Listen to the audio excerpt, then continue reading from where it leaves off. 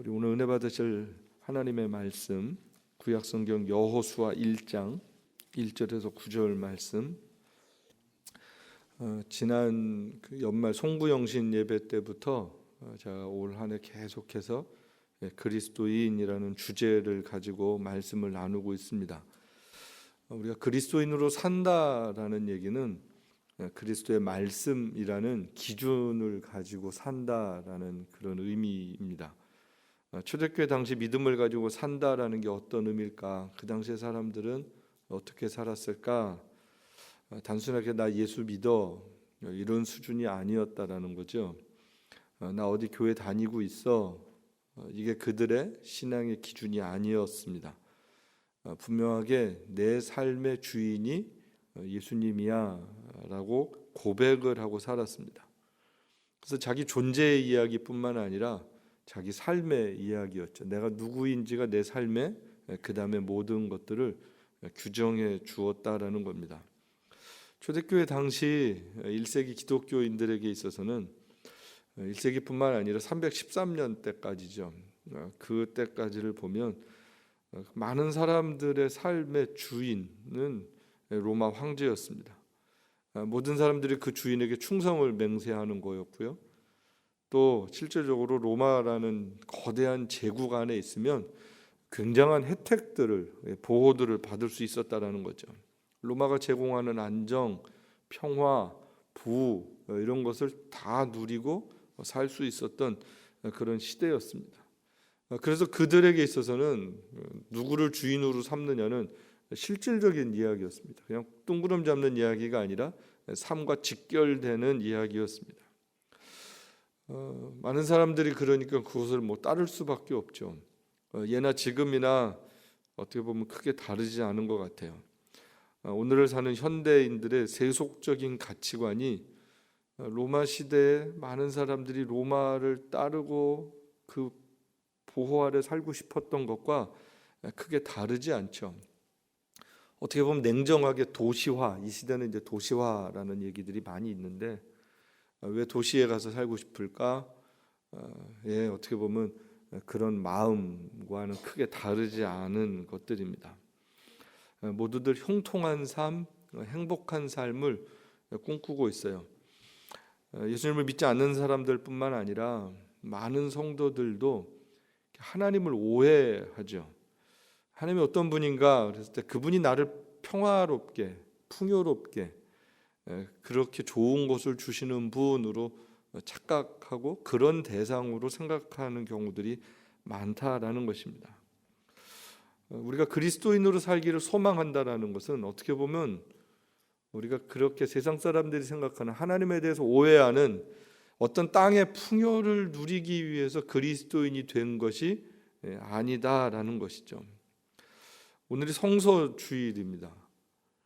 그럼 성경에서 말하는 형통의 삶이 과연 어떤 것일까? 그리스도인들에게 있어서 형통이란 무엇일까? 오늘 본문이 여호수아 1장이에요.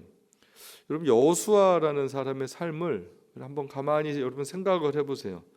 우리가 아는 대로 그냥 모세 후계자였죠. 애굽에서의 고통, 같이 노예에서 일하다가 나온 사람이었고요. 출애굽을 경험한 사람이었고요. 또 수많은 기적들을 애굽에서도 겪었고 홍해도 건넜습니다. 또 광야에서도 많은 경험을 했죠. 그래서 하나님에 대해서 체험적인 신앙을 여호수아는 잘 가지고 있었던 사람입니다. 한 번은 모세가 하나님의 부름을 받고 산에 올라갔잖아요. 내려오지 않는 거예요. 사람들이 모세가 안 내려오니까 뭐 했어요? 모세 기다려 금송아지 만들었습니다. 우상 숭배하는 사건이 생겼습니다. 많은 사람들이 기다리다가 지쳐가지고 원망과 불신과 막 배반과 이런 게 이루어지는 거예요. 근데 가만히 들여다보면 기다리다가 지친 게 아니라 그 어떻게 보면 죄인의 본성 중에 하나가 못 기다리는 거예요. 하나님을 못 기다려요. 우리도 마찬가지죠. 잘 못 기다리죠. 못 참죠. 이스라엘 백성들이 못 기다리고 집단적인 배교가 일어납니다. 금송아지 만들고 저게 우리를 애굽에서 인도해낸 신이다라고 이야기를 하는 거예요. 근데 여호수아가 군중에게 휩쓸리지 않죠. 여호수아는 산 중턱에 있거든요. 하나님께서 모세만 부르셨어요. 그러니까 여호수아는 따라갈 수가 없어요. 근데 밑에서는 우상 숭배하고 있어요. 내려갈 수도 없어요. 여러분 가만히 한번 생각해 보세요. 여호수아 입장을. 자, 가만히 여호수아 입장을 생각하니까 이게 올라갈 수도 없고 내려갈 수도 없고 그러고 있었던, 어떻게 보면 참 쉽지 않았던, 가장 당시에 힘들었던 사람이 여호수아가 아닐까라는 생각을 합니다. 결국은 여호수아는 모세가 계명을 받고 내려올 때까지 기다리죠. 그리고 모세와 함께 내려가서 우상 숭배하는 걸 보고 하나님의 진노와 심판이 임하는 것을 또한 목도하게 됩니다. 이후 여호수아는 광야 40년 동안 모세 곁에서 하나님이 어떤 분이신지를 배워나가는 그런 삶을 삽니다. 자연스럽게 리더십도 배우게 되고요. 또 백성들의 유약한 모습, 또 연약한 모습, 또 악한 모습 다 경험하게 됩니다.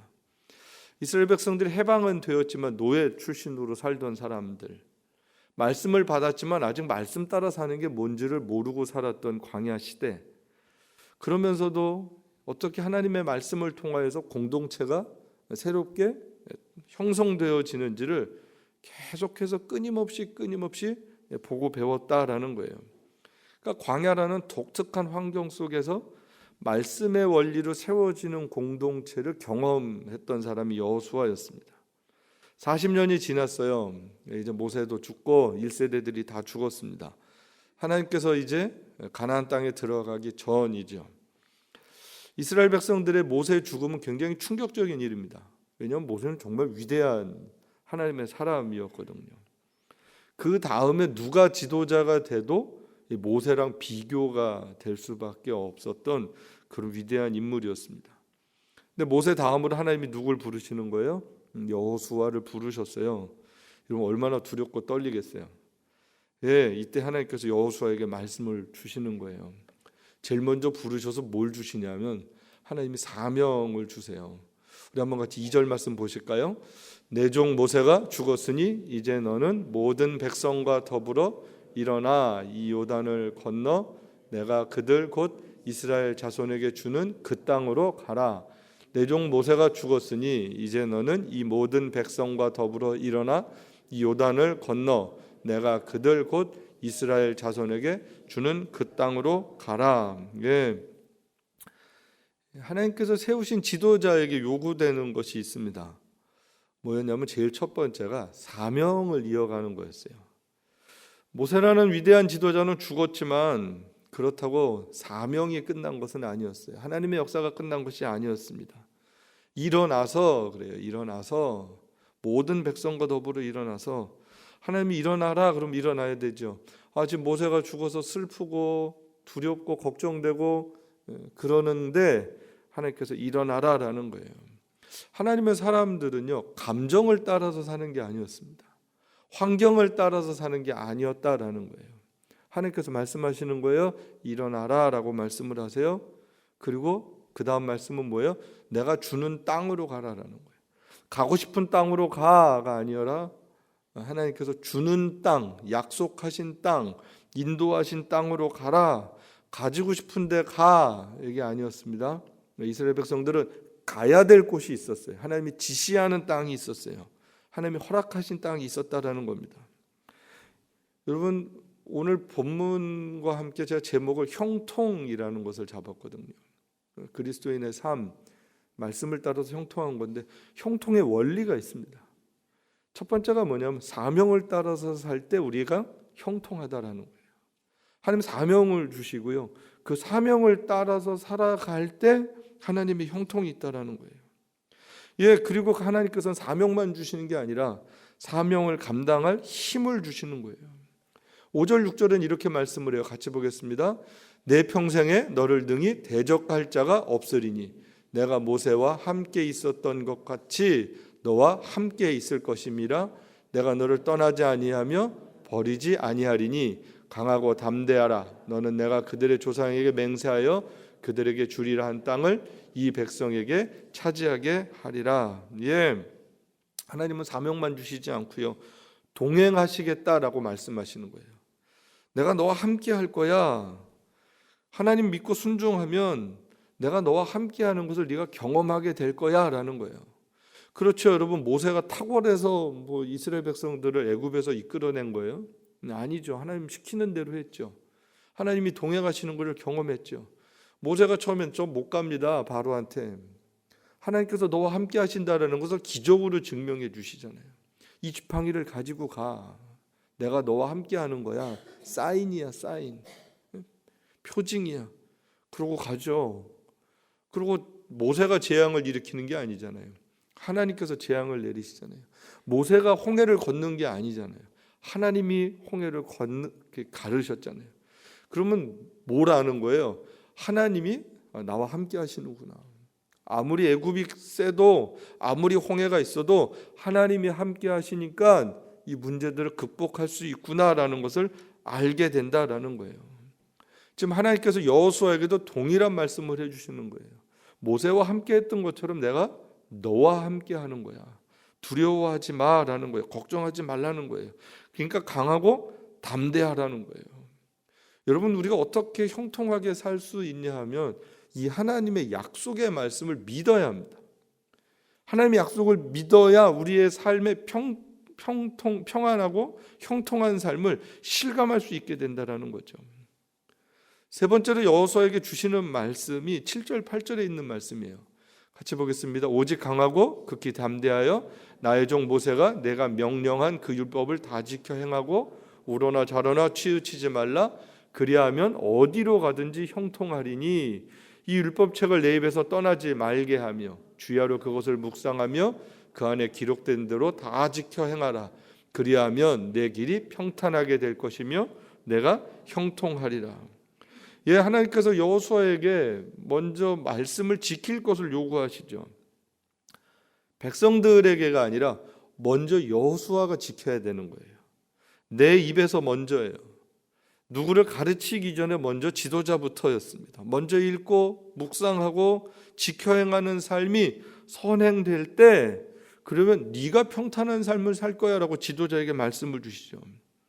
여러분, 가만히 생각을 해보세요. 공동체가 믿고 따를 지도자가 먼저 하나님 말씀 가운데 형통하고 평안한 삶을 사는 모습들이 보여줘야 백성들이 믿고 신뢰할 수가 있죠.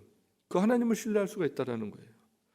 예, 하나님의 은총을 먼저 누리는 것이 경험되어져야 그 하나님을 나눌 수가 있다는 거예요.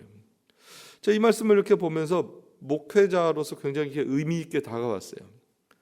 또 한편으로는 굉장히 두렵고 떨리는 말씀이기도 했어요. 예, 약속을 받았어요. 믿고 순종하는 삶 어느 정도 할 수 있지만 묵상도 할 수 있고 공부도 할 수 있는데 다 지켜 행하라. 쉽지 않죠. 다 지켜 행하는 게 목사가 됐다고 다 가능한 게 아니거든요. 이게 보통 쉬운 일은 아니었습니다. 지난주에도 제가 말씀을 이 땅에 있는 교회들이 왜 이렇게 어렵고 힘들까? 이 땅에 있어서 그런 거거든요. 예, 이 땅에 있는 모든 사람들이 왜 하나님의 말씀에 다 순종하지 못할까? 이 땅에 살고 있기 때문에 그렇거든요. 누구도 자신 있는 사람이 없어요. 누구든지 온전하고 완전한 사람 없어요. 완전한 사람 뽑아서 하나님이 제사장 만든 거 아니고요, 목사 만든 거 아니고 선지자 세운 거 아니고 선교사 만든 거 아니었어요. 하나님께서 특별히 말씀 사역자로 부르셔서 그 사역을 감당하는 거였거든요. 특별한 은혜로 사명을 감당하는 거예요. 그래서 말씀 맡은 자들이 정말로 더 하나님 앞에 충성스러워야 되고요. 또 백성들은, 성도들은 말씀 맡은 자를 위해서 끊임없이 그래서 기도해 주셔야 됩니다. 그러지 않으면 끝까지 그 사명을 감당하는 게 쉽지 않은 거예요. 또한 목회자뿐만 아니라 하나님의 말씀을 받은 모든 성도들 또한 하나님의 말씀을 따라서 살아가는 삶의 태도들이 있어야 그 교회가, 그 공동체가 하나님의 형통을 경험하게 되고 그 하나님의 형통을 경험하는 하나님의 교회를 믿지 않는 사람들이 세상이 보면서 아, 저 말씀 따라서 사는 것이 하나님의 복이구나라는 것을 알게 된다는 거죠. 그래서 우리 모두에게 주시는 말씀이에요. 그래서 이렇게 말씀을 해요. 본문 말씀을 지키는 자들에게 하나님이 축복의 약속을 주세요. 그렇죠. 여기 7절 8절에 반복해서 나오는 마지막에 두 단어가 형통이라는 거예요. 평탄케 될 것이다. 형통하게 될 것이다. 이 영어 성경은 번역을 성공으로 다 번역을 이렇게 해놨어요. 그런데 이 단어, 그 히브리어 단어들이 보면 굉장히 깊은 의미가 있는 단어들이에요. 두 가지 단어를 이렇게 사용하고 있습니다. 하나는 지혜롭게 되다, 이해하게 되다, 깨닫게 된다, 이런 뜻이고요. 하나는 승리하게 된다, 정말 성공하게 된다, 형통하게 된다, 이런 뜻이에요. 이 두 단어의 의미가 같이 있다라는 거예요. 하나님의 말씀의 원리가 모든 삶의 기준이 되면 하나님의 마음을 이해하게 되고 세상의 원리들, 이치들을 깨닫게 되고요. 악한 세상 가운데 뭐가 옳은 것인지에 대한 분별력을 알게 되고, 그러니까 옳은 길을 따라서 살아야 되는 삶의 어떤 모습들을 우리가 깨닫게 된다는 거예요. 그렇게 살아가면 그 결과적으로 나타나는 게 형통이다라는 거예요. 성공이다라는 거예요. 그냥 가만히 있으면 잘 될 거야, 이게 아니라 여기서 형통이라는 개념은 하나님의 옳고 그름에 대한 이해를 하게 되는 거예요. 어떤 게 하나님을 기쁘시게 하는 건지 그걸 먼저 인식하고 깨닫고 사는 거예요. 그리고 그렇게 살아낼 때 그 결과로 주어지는 것이 형통이었다라는 거예요. 그래서 그 두 가지 의미가 같이 내포되어져 있습니다. 지금 이 말씀은 여호수아를 통하여서 이스라엘 모든 백성들에게 주시는 말씀이죠. 어떻게 하면 형통한 삶을 살 수 있을까? 어떻게 보면 이제 이스라엘 백성들을 이끌고 가는 여호수아의 어떻게 보면 통치 철학이기도 합니다. 국가 지도자들, 어느 지도자든지 공통의 생각이 있죠. 어떻게 국가를 건설할 것인가, 어떻게 백성들을 행복하게 할 것인가라는 거예요. 지도자들의 어떤 그런 철학에 따라서 그 공동체의 장래가 바뀌어질 수밖에 없죠. 그래서 모든 국가들은 헌법이 있어요. 기본이 헌법대로 국가를 운영하는 거예요. 교회도 우리 교단에 속해 있는, 우리 PCA 교단에 속해 있는데 헌법이 있어요. 이렇게 두껍습니다. 거기에 보면 우리의 신앙 고백이 무엇인지가 나와 있고, 우리가 어떻게 이 신앙 고백을 가지고 교회를 운영하는지에 대한 정치 원리라든지 예배 모범이라든지 이런 모든 것이 정확하게 이렇게 기록이 되어 있어요. 그럼 목사는 어떻게 해야 되는 거예요? 거기에 있는 헌법에 맞게 목회를 해야 되는 거예요.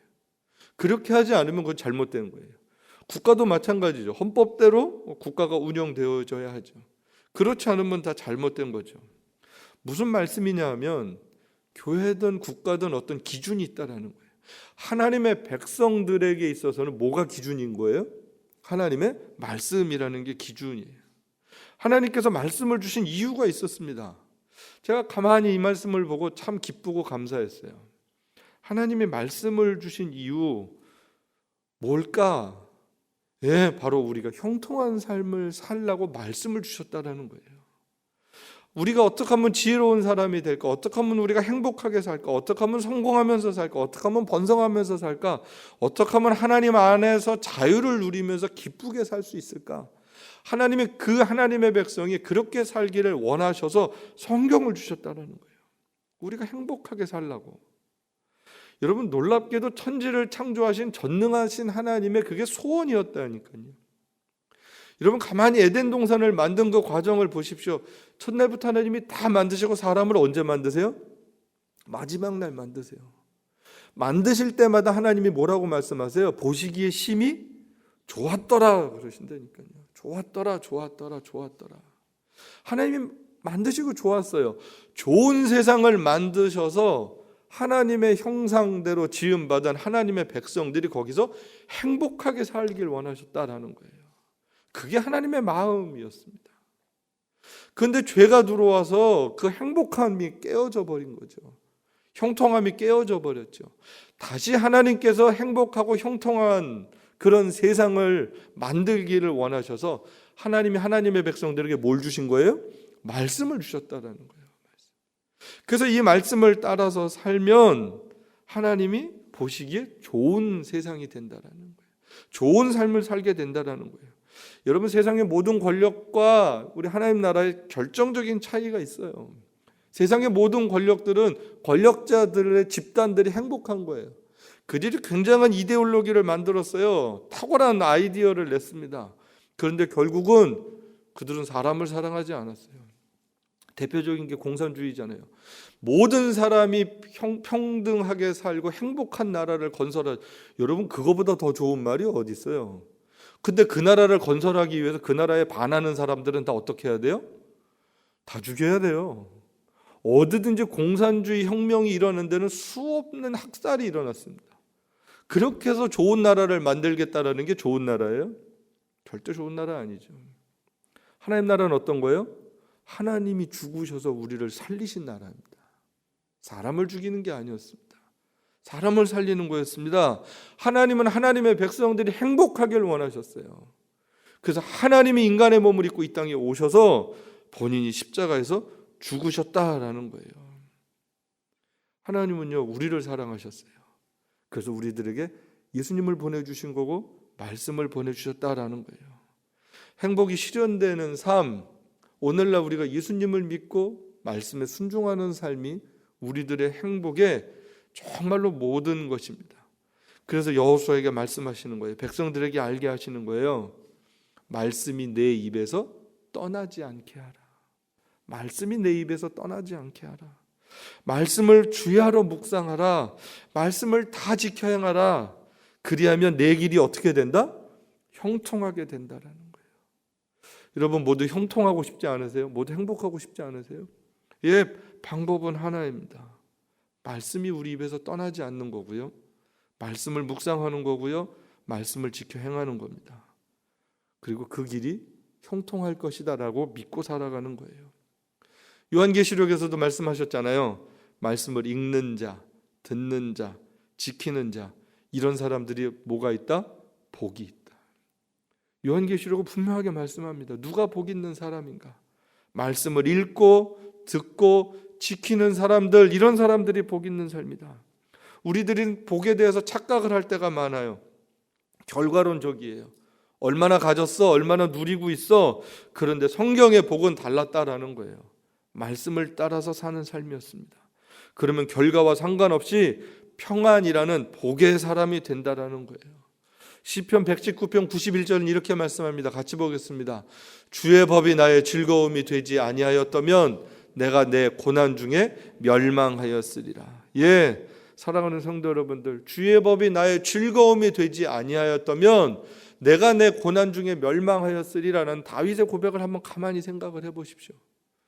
하나님의 법이 나의 즐거움이 되었기 때문에 다윗이 고난의 시간이 많았잖아요. 힘든 시간 많았잖아요. 도망다니는 시간 많았잖아요. 억울한 시간 많았잖아요. 그런데 그때마다 하나님의 말씀이 즐거움이 되었기 때문에 그 고난을 버틸 수 있었다라는 거였습니다. 이길 수 있었다라는 거였습니다. 예, 이제 말씀을 마칩니다. 대강정 둘째 주 우리가 성서 주일날, 우리가 왜 대강절 때 하나님 우리 교회 절기에 성서 주일이 여기 있을까라는 것을 생각해 보게 돼요. 아까 말씀드린 것처럼 하나님께서 놀랍게도 이 땅에 인간으로 오셨어요. 그 하나님께서 또한 우리들에게 말씀을 주신 거예요.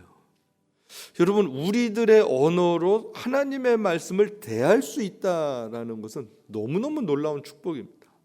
너무너무 감사한 거예요. 우리를 구원하신 하나님께서 우리가 이 땅에 살아가는 동안 형통케 되기를 원하시는 거예요. 정말로 그래서 하나님께서 우리들에게 이 말씀을 주셔서 이기게 하시는 거예요.